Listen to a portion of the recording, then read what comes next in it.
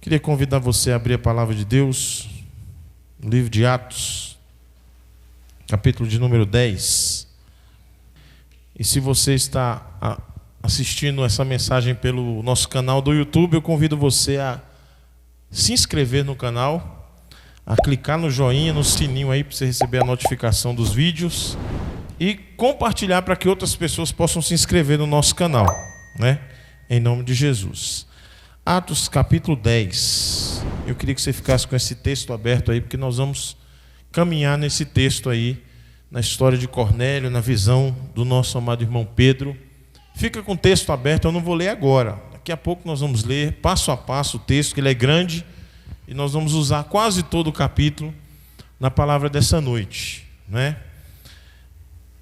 A palavra de Deus, ela tem uma verdade muito forte ao nosso coração, que é Atos capítulo 1, verso 8, que diz lá: mas recebereis poder ao descer sobre vós o Espírito Santo de Deus, e sereis minhas testemunhas tanto em Jerusalém, como em toda a Judéia, Samaria e até o confim da terra, né? Os confins da terra. Amados, uma coisa que todo ser humano tem, todos nós temos, são sonhos. Uns têm sonhos que são estratosféricos, exagerados. Outros têm sonhos pequenos. Não, meu sonho é pequeno.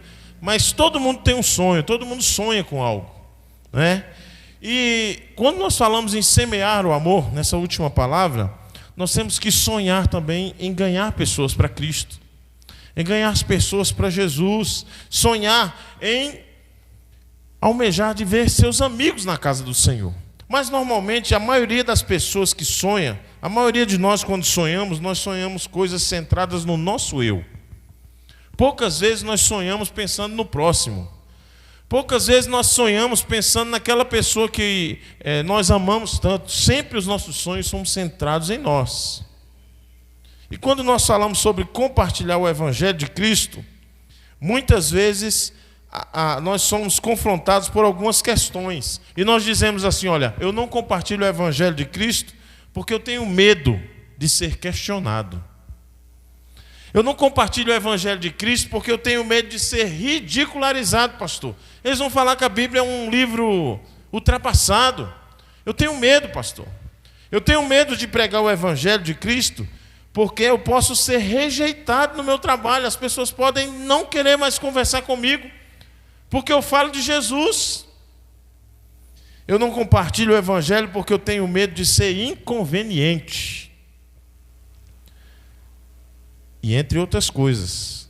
Eu não compartilho por ter medo de ser mal compreendido. Talvez as pessoas vão me compreender mal, vão entender mal o que eu estou falando. Tenho medo de ser repreendido por compartilhar o Evangelho. E muitas vezes nós temos medo de compartilhar o Evangelho porque o Evangelho, ele pode acabar, olha que coisa interessante, influenciando aquela pessoa que você está pregando.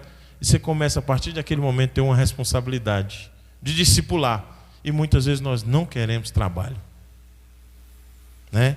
Então o medo muitas vezes nos impede de sonhar coisas ousadas nesse mundo, sonhar coisas ousadas para a igreja, né? Às vezes eu me deparo com até pessoas da igreja mesmo: não, pastor, vai demorar para a gente ver essa obra da igreja toda pronta, né? Falei: ô irmãos, pode até demorar, mas eu vou ver, eu creio. Nós temos que sonhar ousadamente, de crer que Deus pode fazer, que Ele é o dono do ouro e da prata. Nós estamos com um Deus que é dono de todas as coisas, a uma oração de distância de cada um de nós. Então nós precisamos perder esse medo de ser ousado. E esse medo de ser ousado muitas vezes nos impede de alcançar o mundo. E o texto que nós acabamos de ler agora, que eu acabei de falar para você, Jesus está falando para aqueles discípulos lá: olha, vocês receberão poder, e vocês serão minhas testemunhas, tanto em Jerusalém, Judéia, Samaria, então a toda a terra. Então é um sonho que tem que ser ousado mesmo, para alcançar toda a terra.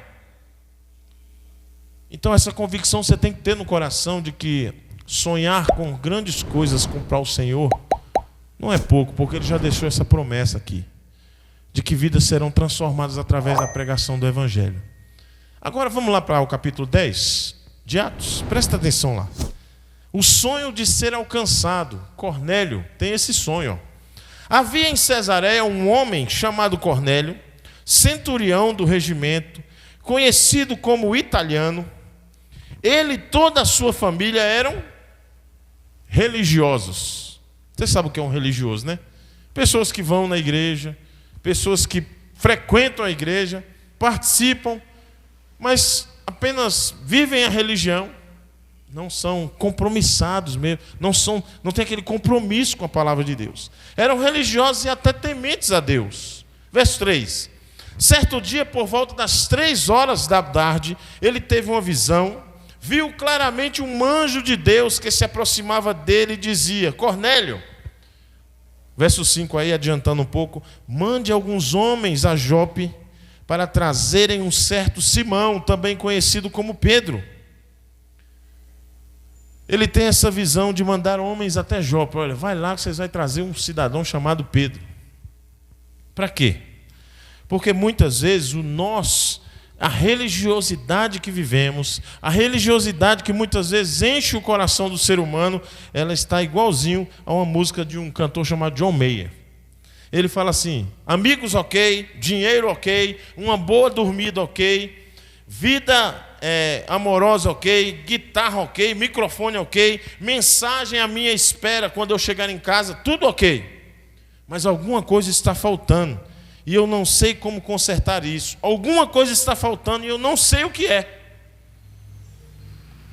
Ele falava. E ele continua falando, esse John Mayer: estou um pouco perdido no mar e eu sou um passarinho em uma árvore velha e grande. Mas eu vou ser encontrado. Mas eu vou ser encontrado. Quando o meu tempo acabar, eu vou ser encontrado. Esse cantor se sentia perdido, né?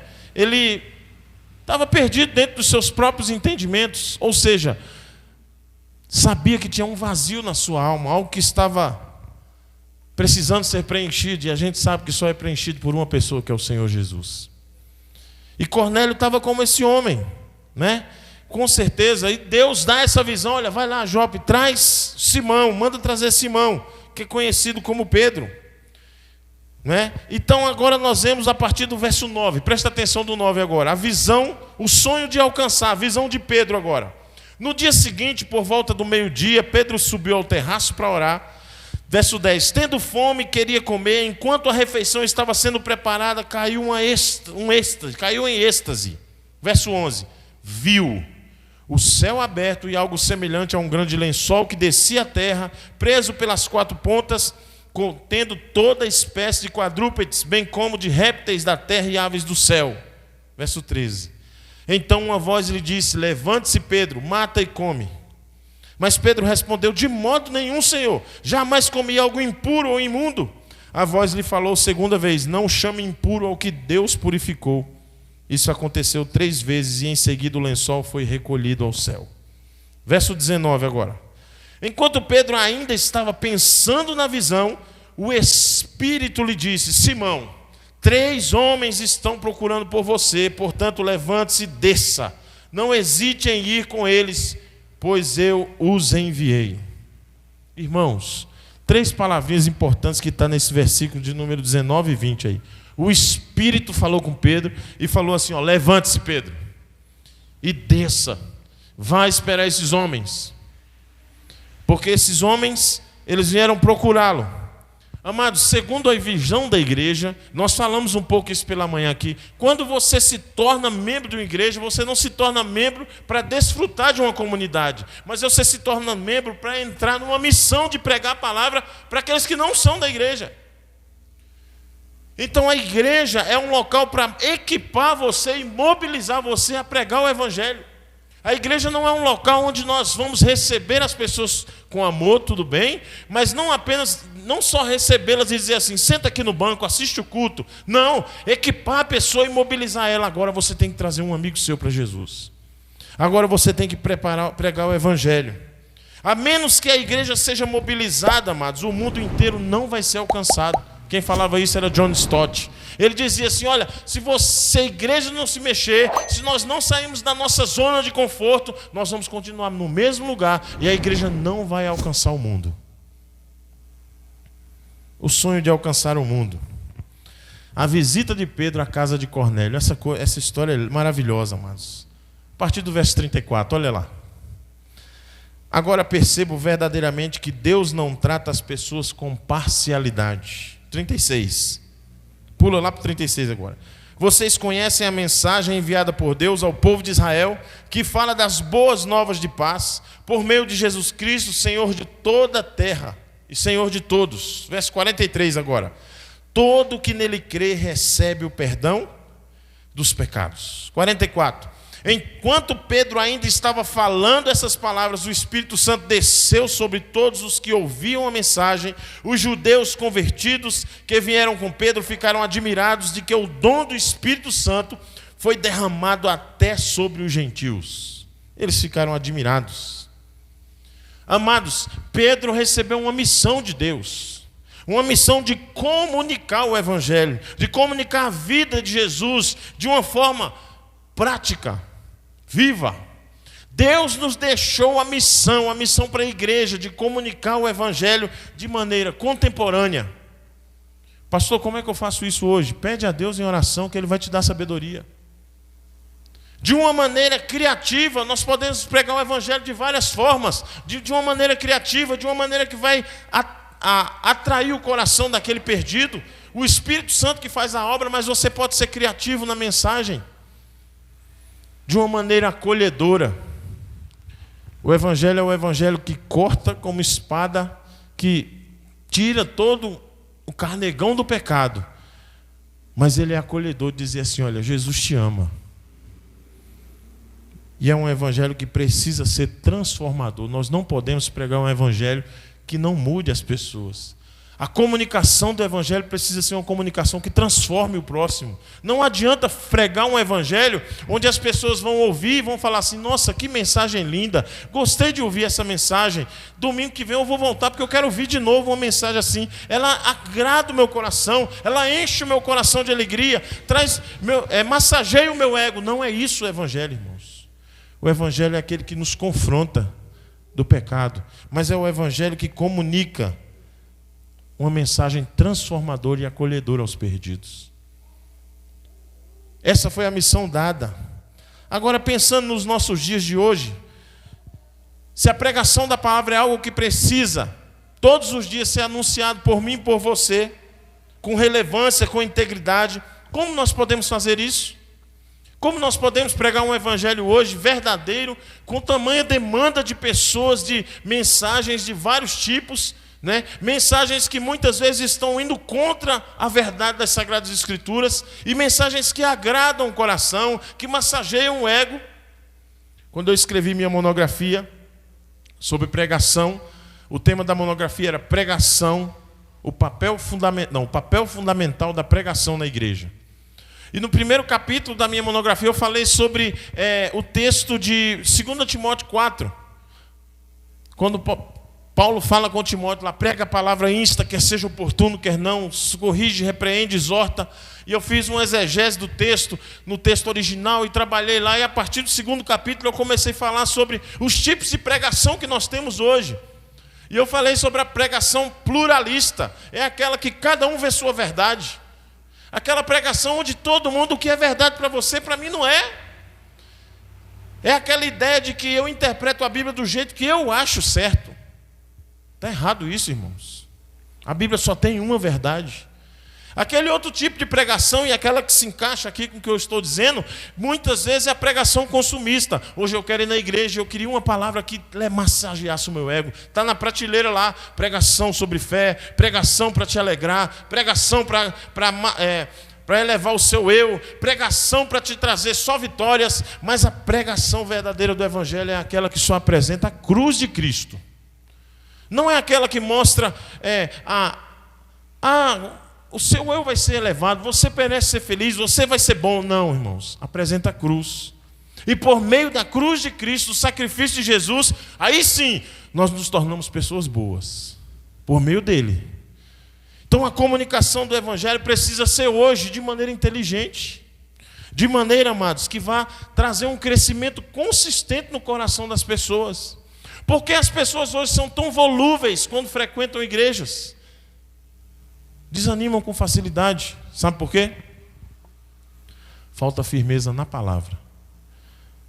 Não falta ninguém para ir lá dizer que ama ele. Não é isso, irmãos. Nós culpamos outras coisas na igreja para justificar a falta minha de leitura e de intimidade com Deus. Eu me lembro certa vez que, pastoreando uma igreja, eu fui visitar um membro, um outro pastor estava junto comigo, e o outro pastor ouviu a pessoa e falou assim: tem uns 4 meses que a pessoa não ia na igreja. E o pastor conversando com essa pessoa, ninguém ali da igreja me ligou. Tem 4 meses que eu não vou para a igreja, pastor. Não deram nem um telefonema para mim. E eu já estava agoniado. Sabe, quando eu fico tenso, eu fico assim, ó. A minha perna mexendo. A França, toda vez que está comigo no lugar, fala assim: você está mexendo a perna? Quando eu fico ansioso para falar, eu fico assim, ó. E o pastor, sabe aquele mineiro que a conversa do mineiro é muito assim, né? Vai dando volta para chegar no assunto, né? Eu não sou assim, irmão. E o pastor: não, irmão, é assim mesmo. Ele foi dando volta. Quando eu só falei: senhor, se o senhor quiser que eu falo, o senhor fala para o pastor assim, ó: pastor Jé, o senhor quer falar alguma coisa? Quando foi no final da palavra, ele falou assim: e aí, pastor Jé, você quer dar uma palavra? Se eu quero. Ô irmã, eu tenho 15 anos que eu sou pastor, ninguém nunca me fez uma ligação perguntando se minha família está bem. Eu acho que ninguém nunca não. Eu devo ter recebido umas 5 ligações e eu não chorei não, até hoje. Porque quem traz alegria para o meu coração é Jesus e a palavra que eu medito. A irmã precisa voltar para a casa do Senhor. Enquanto eu falava, o pastor estava com a bola do whey assim para o meu lado. E ele pensando: essa mulher não volta na igreja mais. Quando eu acabei de falar, ela baixou a cabeça chorando e falou assim: ô pastor, obrigado pelas palavras, eu preciso voltar para a igreja mesmo. Muitas vezes nós culpamos a igreja, culpamos os irmãos que não nos abraçam. Eu estou desanimado na fé porque os irmãos não me abraçaram. Não é, irmão, você está desanimado porque você não está lendo Bíblia. Você não está tendo relacionamento com Deus. E por isso que muitas vezes o nosso crescimento não é consistente, porque está faltando raízes com o Senhor. E a visão que nós temos hoje é que precisamos acordar para capacitar uns aos outros, para pregar o Evangelho, para anunciar a boa nova de salvação. E para isso, eu e você precisamos ser referência para o próximo. Quando Pedro foi chamado, foi porque Deus tinha convicção. O nosso Deus falou para Pedro e mostrou a visão para Cornélio, porque era Pedro que tinha que ir lá. Ele era a pessoa que ia ser referência para a transformação espiritual, social e cultural da vida daquele homem e da sua família. Uma obra ia ser feita através daquele homem. Pedro estava sendo chamado para mudar a história da vida daquele rapaz, daquele cidadão. Talvez Deus pode nessa noite começar a chamar você para mudar a vida de alguém. Talvez que trabalha com você, que mora na sua rua, que é o seu vizinho, ou até um dentro da sua casa. Deus pode te chamar para você fazer diferença na vida dele, expandindo o Evangelho de várias formas. Mas pastor, como eu posso fazer diferença? Como eu posso alcançar uma pessoa para Jesus? Como eu posso levar uma pessoa a conhecer ter o pleno conhecimento da verdade, assim como o Evangelho chegou a Cornélio? Como eu posso fazer como Pedro? Será que vou ter que esperar Deus mandar uma visão para me enxergar algo especial e Deus mostrar do alto trono e você fazer igual a gente vê muito por aí? Eis que te digo, Deus falou comigo. Não, irmãos. Você não precisa de uma visão, já está na palavra. O que nós precisamos, sabe o que é, irmãos? Eu vou te dar 5 passos para você entender isso. E é fácil, não é difícil não. Olhando tudo que aconteceu com Cornélio, com a transformação que Deus fez na vida dele, e com certeza da família, através da vida de Pedro, eu começo a pensar e refletir no meu coração que uma das primeiras coisas que eu e você precisamos fazer, irmãos, e é algo que os muçulmanos fazem muito quando eles querem alcançar alguém que não é do Islã, é orar e conversar com Alá. Eles falam muito com Alá. Tem um testemunho de um missionário que estava no Oriente Médio, e ele falava que tinha 2 cidadãos que seguiam ele. Ele ia para o serviço, os caras ficavam perto do serviço dele, olhando para ele de longe assim. 2. Ele voltava para casa, os caras iam seguindo até perto da casa dele, ele começou a ficar com medo de ser terrorista. E um dia ele foi conversar com os 2. O que vocês 2 estão me perseguindo para lá e para cá? E eles falaram assim: nós estamos orando para lá para você se converter ao islamismo. Muitas vezes nós não colocamos diante de Deus os nossos amigos, as pessoas que nós queremos alcançar pelo Evangelho. Então, meu querido, a primeira coisa que você precisa fazer é conversar com Deus. Fazer uma lista para Deus. Deus, eu tenho essas pessoas aqui, olha, eu amo essas pessoas, eu oro por elas. Senhor, faz a obra na vida dessas pessoas. É preciso conversar com Deus, ter um relacionamento com Deus. Pedro não teve uma visão do alto, do nada. Ele era um homem que tinha um relacionamento com Deus. Intimidade com Deus. Como é que está a sua intimidade com o Senhor? Como é que está a sua vida de oração? Você tem orado por pessoas que não conhecem a Jesus, que você convive com elas? Você tem colocado elas em oração? Você tem buscado a Deus? Senhor, eu quero clamar pela vida de fulano de tal. Senhor, faz a obra na vida dele. Me dá uma oportunidade, Jesus. Oração. Conversar com Deus. Faça a sua parte. Peça a Deus uma oportunidade para você anunciar o Evangelho, para você mostrar Jesus para o perdido. Eu sempre orava por um rapaz quando eu estava trabalhando na igreja Vida Nova. Eu encontrei ele esses dias. Ele está frequentando outra igreja. Não sei se ele está firme, mas está frequentando outra igreja. Mas na época lá ele visitou uma vez o pequeno grupo que eu tomava conta de jovens.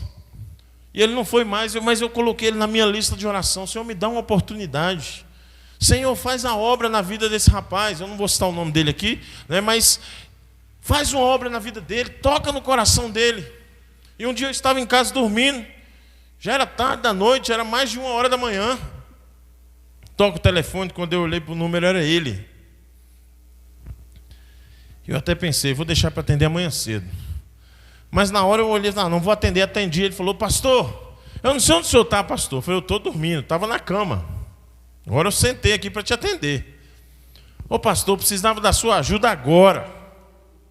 Quando eu falei para a França, você é doido? O que você vai fazer lá no Barreiro 2h da manhã, rapaz? Você lembra disso, França? O que você vai fazer 2h da manhã lá no Barreiro? Não, o rapaz está precisando de ajuda, eu tenho que ir lá. Eu vou lá na casa dele, falou que está em casa. Quando eu cheguei, ele não estava em casa não, ele estava na porta de casa, a moto largada e ele todo mijado. Bêbado, caído dos pedaços. Eu falei, como é que você acertou meu número? Tinha que ser meu número, rapaz. E a gente deu risada junto, e eu chamei a mãe dele, colocamos ele para dentro, deu banho nele, e ele estava bêbado.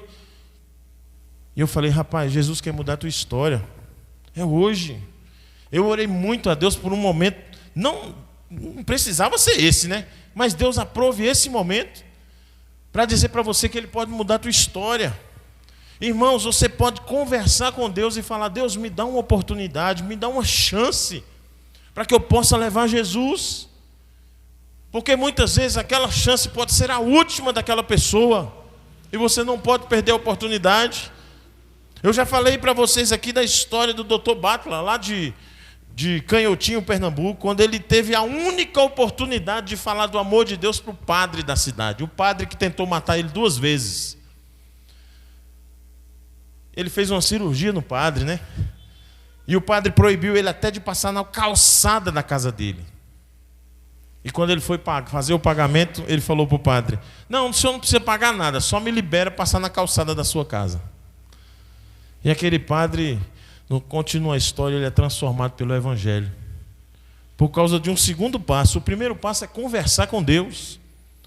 O segundo passo, não tem como você ganhar uma pessoa para Jesus se você não cultivar um relacionamento com ela.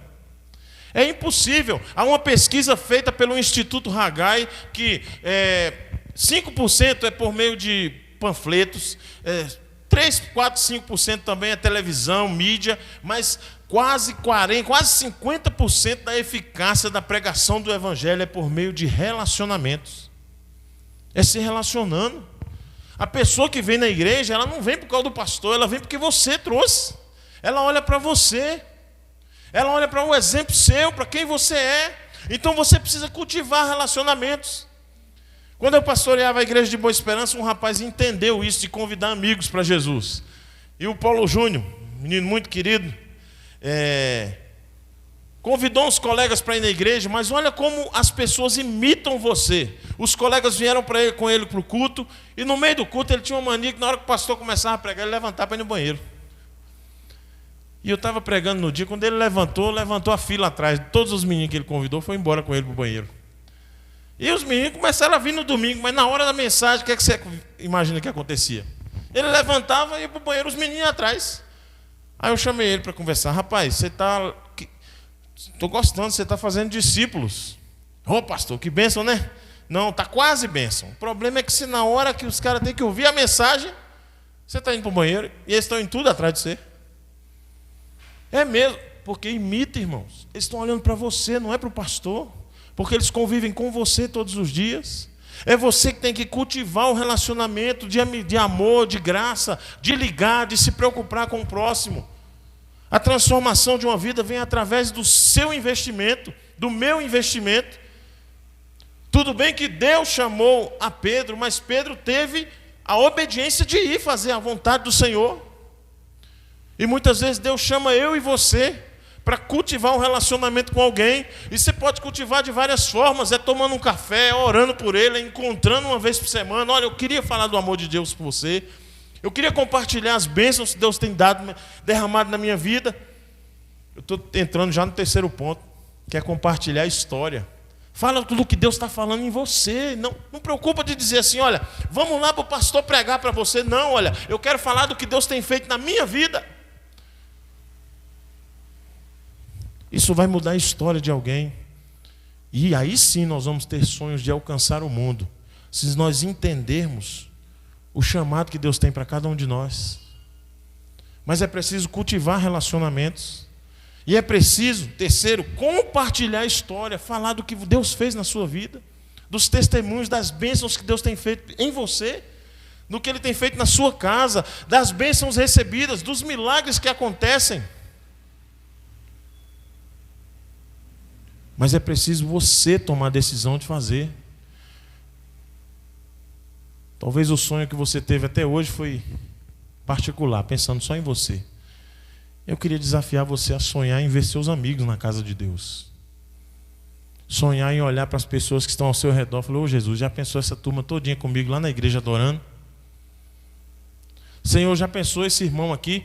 Ele é mestre de obras, ou ele é engenheiro, ou ele é médico. Já pensou se esse meu amigo estivesse lá na igreja? Como ele ia ser uma bênção, ele usado por Deus lá? Ah, Deus, me dá uma oportunidade para me contar minha história, os milagres que Deus tem feito na minha vida.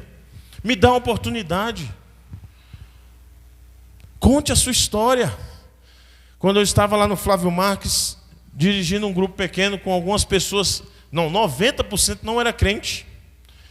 E uma das irmãs da dona da casa, Cláudia, ela falou, pastor, a família aonde eu trabalho, lá na área rica de Belo Horizonte, Belvedere, aquela região lá, é uma família muito rica, o povo é cético, nem conhece Deus, mas os filhos daquela mulher lá, eles estão doentes, com uma doença séria, mas eu queria que o senhor fosse lá orar por elas, pelas crianças. Eu falei assim, deixa eu te falar, o mesmo Deus que mora no meu coração, já está morando no seu, amém? Ela, amém.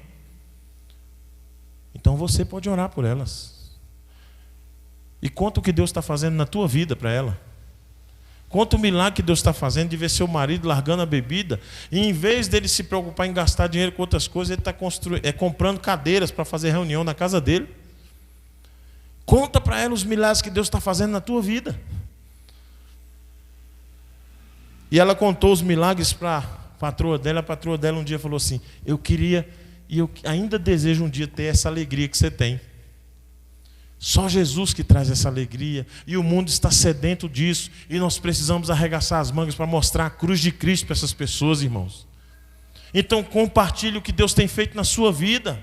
Fala com as pessoas, anuncie para os seus amigos, olha, Deus tem feito isso na minha vida, Ele tem mudado minha história, mas eu preciso te dizer que Ele pode fazer na tua também. Quando você começar a fazer isso no nome de Jesus, algo automático vai acontecer. Vai surgir a oportunidade de você dar o quarto passo, que é convidar essa pessoa para vir aos nossos encontros, para ela saber aonde você está recebendo as bênçãos, aonde você está provando da comunhão, dos relacionamentos. Cornélio era um homem religioso, sua família era uma família religiosa, mas ele não tinha provado ainda algo que eu penso que é especial da visão que Ezequiel teve. Né? Quando ele fala naquele momento lá, existem águas que dão aonde? Nos calcanhares, né? Depois ele fala nos joelhos, né? Depois nos lombos, depois em águas profundas que ele não conseguia mais se conter. Irmão, nós precisamos mergulhar uma profundidade do nosso Deus no Espírito Santo, para a gente provar mais do Senhor. Mas nós só vamos provar se nós tomarmos a decisão de dizer: Deus, eis-me aqui, usa-me, faz de mim um instrumento nas tuas mãos. Já é provado pelos psicólogos agora que essa pós-pandemia, ainda está tendo a pandemia, mas chegando aos finalmente aí, vai haver muitas pessoas com depressão, com problemas, e que só o sangue de Cristo pode mudar a história delas.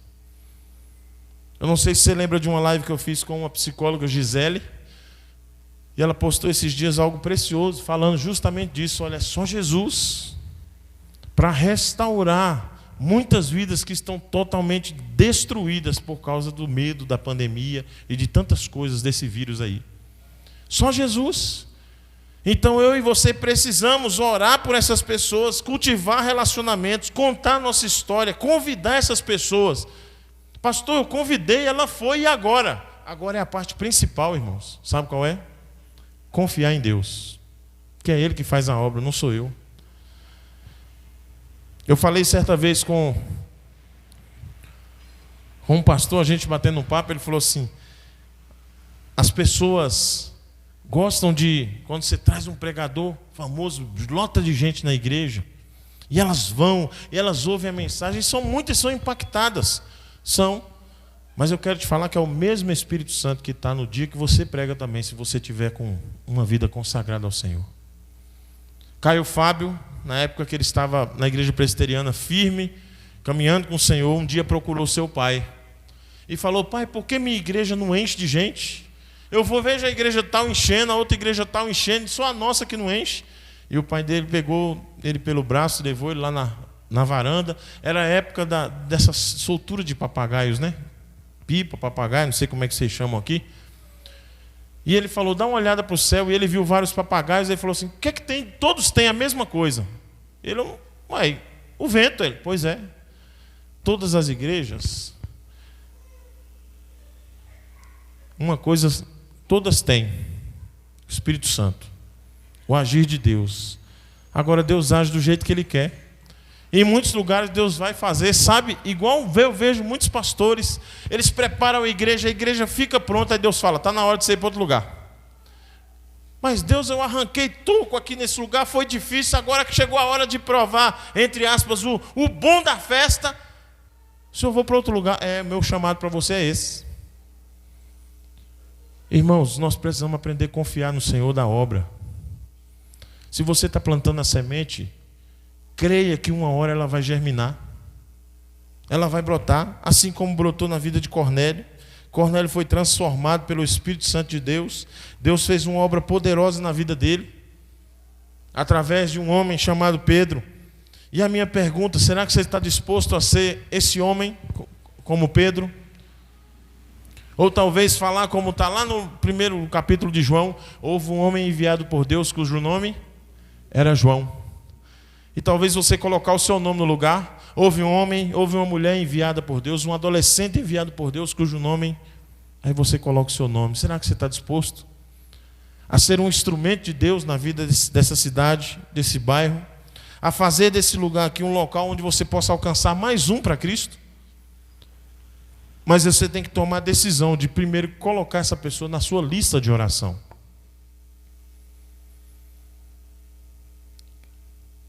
Pastor Enoque, certa vez pregando lá na nona igreja, ele falou uma coisa que me chamou muita atenção. Ele falou: muitas vezes nós estamos falando de Jesus para a pessoa aqui o tempo todo, mas nós esquecemos de algo, que enquanto nós estamos falando de Jesus para ela aqui, há uma guerra espiritual sendo travada para que ela não seja transformada. E o pastor Enoque falou assim: nós precisamos ganhar essa guerra primeiro no mundo espiritual, então nós temos que ir para o joelho. Nós temos que ajoelhar e orar por aquela pessoa, porque o diabo e as hostes do diabo estão sobre aquela pessoa, impedindo de todo jeito dela ouvir o que você vai falar, atrapalhando ela de ouvir o evangelho. Então você tem que começar a orar, clamar ao Senhor: Senhor, tem misericórdia, abre as portas, me dá uma direção para que aquela pessoa ouça a palavra, a mensagem de Cristo. Irmão, se nós tomarmos a decisão de seguir esses passos, você vai provar algo que eu tive a oportunidade de provar, e eu não tenho vergonha de falar isso, depois de mais de 10 anos de ministério.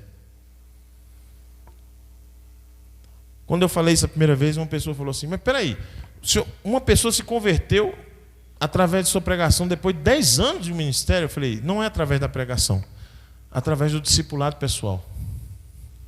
Eu sempre pregava na igreja, e sempre os amigos do pastor são o quê, irmãos? São os crentes. Pastor tem poucos amigos não crentes, sabia? Normalmente a maioria são crentes. Eu falo isso que eu provei depois de 10 anos, porque eu comecei a fazer amizade com pessoas que eu treinava jiu-jitsu, e pessoas que não eram cristãs, e lá no treinamento todo mundo me chamava de pastor.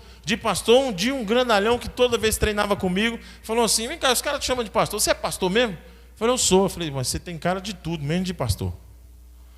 E eu olhei e falei assim: que bom, ué. Eu tenho cara de quê? Ele falou: você tem cara de uma pessoa normal. E a gente treinava jiu-jitsu, eu comecei a falar do amor de Deus para ele. Um grandalhão, rapaz. Se você fosse treinar com ele, você ia ficar com medo, igual eu ficava. Tinha medo demais de lutar com ele. Mas não demonstrava não, para dar uma de macho, sabe, de bravão assim, mas tremia de medo. E parece que o professor, que era lá da nossa igreja, ele sabia que toda vez: Gerson, você vai com o Humberto,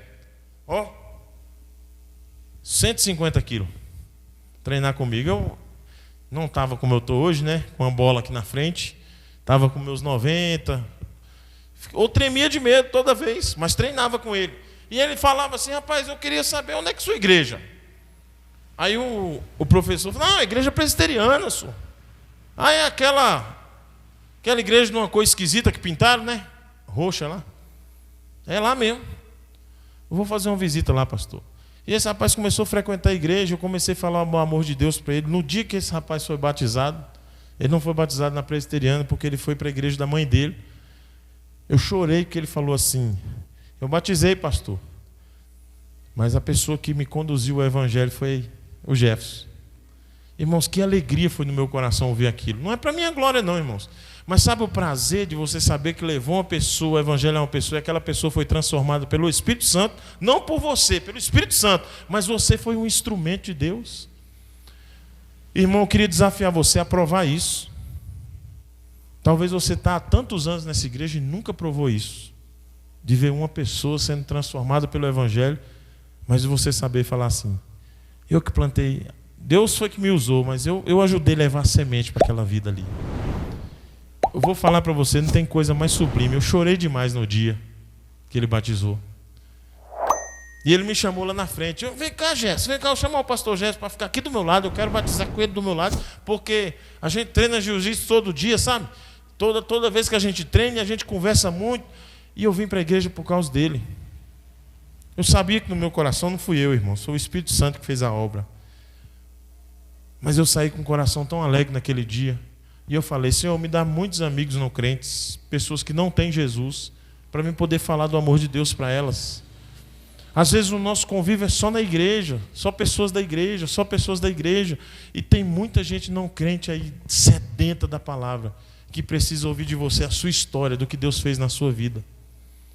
Pessoas como Cornélio, que talvez Deus vai fazer assim: fulano, você vai encontrar com a Branca, lá no serviço dela, e o Senhor vai dar a oportunidade dela falar de Jesus. Mas você tem que decidir nessa noite, dizer assim: Deus, eu quero ser uma testemunha tua. Eu quero ter sonhos, como eu falei no início da minha palavra. Eu quero sonhar em ver vidas sendo transformadas. Não pensar no meu eu, mas pensar no todo. Senhor, eu quero que o mundo seja alcançado através da tua palavra. Queria te desafiar a ter sonhos assim, em nome de Jesus.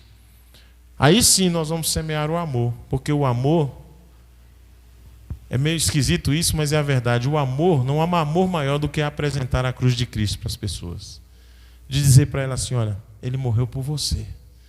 Ele derramou um sangue precioso naquela cruz para te dar hoje a oportunidade de salvação. Então eu queria desafiar você a sonhar e semear o amor de Deus através da pregação do Evangelho. E não ter medo de falar isso, irmãos. Porque muitas vezes o medo é o instrumento que o diabo está usando para te tirar o foco de que é o Senhor Jesus que faz a obra. Nós somos apenas canais. Quero fechar minha palavra dizendo para você o que Jesus falou para os discípulos, lá em Mateus.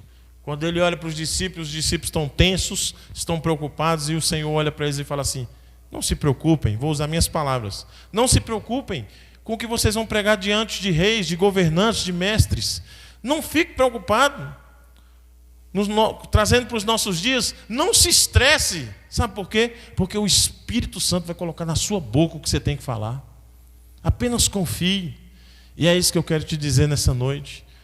Se você for para casa hoje pensando assim: Deus, tem um amigo que eu quero falar de Jesus para ele, mas como eu vou falar? Não preocupe, irmão, só ora. O Espírito Santo vai colocar na sua boca na hora certa. Pode ter certeza disso, não tenha dúvida. O Espírito Santo vai vir e vai agir através da sua vida. E você vai ver milagres e sonhos acontecendo bem na sua frente. Basta você confiar no Senhor e saber que muitos Cornélios estão por aí, esperando a oportunidade de Pedros, como nós aqui, chegarmos para ele e dizer assim: olha, Jesus pode mudar a sua história. Que você possa ser um Pedro nessa noite, sair daqui como um Pedro preparado para ser um instrumento de Deus na vida de muitos Cornélios nessa cidade que moramos, em nome de Jesus. Amém?